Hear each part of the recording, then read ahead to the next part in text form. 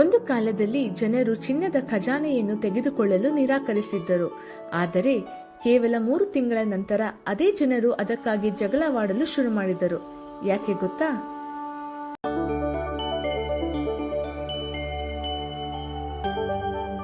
ಈ ಒಂದು ಘಟನೆ ಕಲಿಯುಗ ಹೇಗೆ ಆರಂಭವಾಯಿತು ಎಂಬುದನ್ನು ನಮಗೆ ತಿಳಿಸುತ್ತದೆ.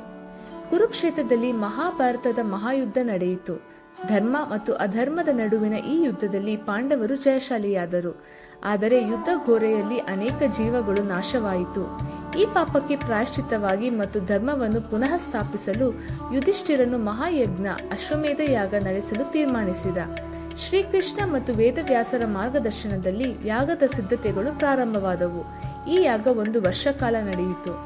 ಸಮಾರಂಭದಲ್ಲಿ ಒಂದು ದಿನ ಇಬ್ಬರು ರೈತರು ಯುಧಿಷ್ಠಿರನ ಬಳಿ ನ್ಯಾಯಕ್ಕಾಗಿ ಬಂದರು. ಒಬ್ಬನು ತನ್ನ ಹೊಲವನ್ನು ಮತ್ತೊಬ್ಬನಿಗೆ ಮಾರಾಟ ಮಾಡಿದ್ದ. ಹೊಸ ಮಾಲೀಕನು ಆ ಹೊಲದಲ್ಲಿ ಬಂಗಾರದ ನಾಣ್ಯಗಳು ತುಂಬಿದ ಪಾತ್ರೆಯೊಂದನ್ನು ಪತ್ತೆ ಹಚ್ಚಿದ. ಅವನು ಹಿಂದಿನ ಮಾಲೀಕನ ಬಳಿ ಹೋಗಿ ಹೇಳಿದ, ಈ ಭೂಮಿ ನಿನ್ನದು, ಈ ಖಜಾನೆ ನಿನ್ನದೇ, ನಾನು ಇದನ್ನು ಸ್ವೀಕರಿಸಲು ಸಾಧ್ಯವಿಲ್ಲ.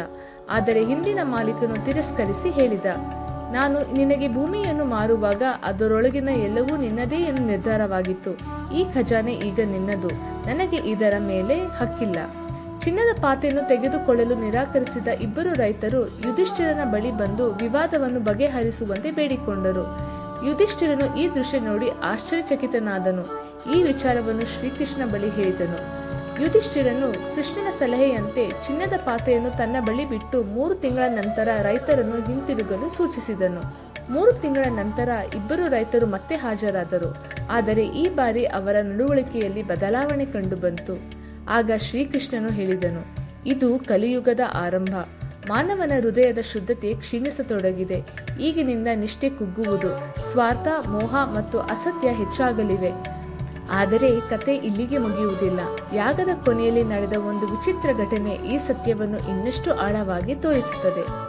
ಯುಧಿಷ್ಠಿರನ ಯಜ್ಞವು ಕೊನೆಗೊಂಡಿತು. ಪಾಂಡವರು ತಮ್ಮ ಅಮೂಲ್ಯ ಆಭರಣಗಳನ್ನು ದಾನವಾಗಿ ನೀಡಿದರು. ಎಲ್ಲಾ ರಾಜ್ಯದ ಜನರು ಯಜ್ಞದ ವೈಭವವನ್ನು ನೋಡಿ ಮೆಚ್ಚಿದರು. ಆ ಸಂಭ್ರಮದ ಕೊನೆಯಲ್ಲಿ ಒಂದು ಮಂಗೂಸು ಅಲ್ಲಿಗೆ ಬಂತು.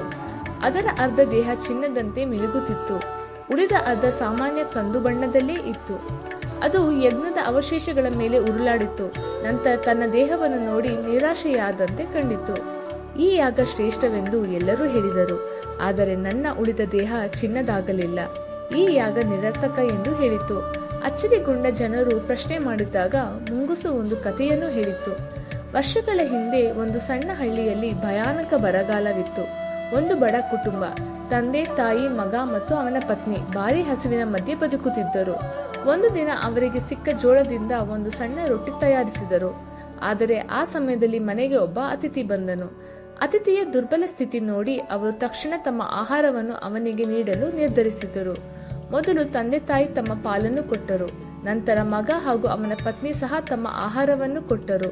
ಅತಿಥಿ ತೃಪ್ತನಾದ. ಅವನು ಧರ್ಮದೇವನಾಗಿ ಕಾಣಿಸಿಕೊಂಡನು.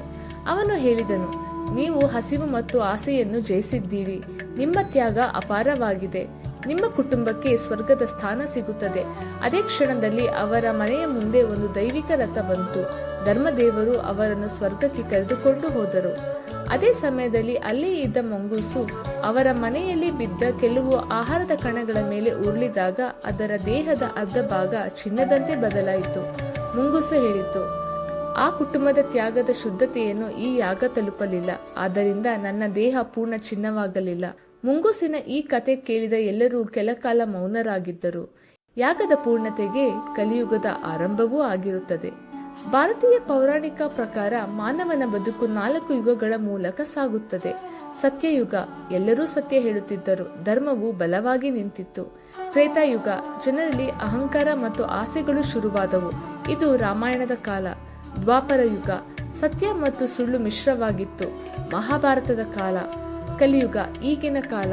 ಸುಳ್ಳು, ಸ್ವಾರ್ಥ, ಲೋಭ, ಕೋಪ ಇವು ಹೆಚ್ಚು. ಧರ್ಮ ಬಲಹೀನವಾಗಿದೆ. ಕಲಿಯುಗ ಅಂದ್ರೆ ಕಾಲ ಬದಲಾವಣೆ ಅಲ್ಲ, ಮನುಷ್ಯರ ಮನಸ್ಸಿನ ಬದಲಾವಣೆ.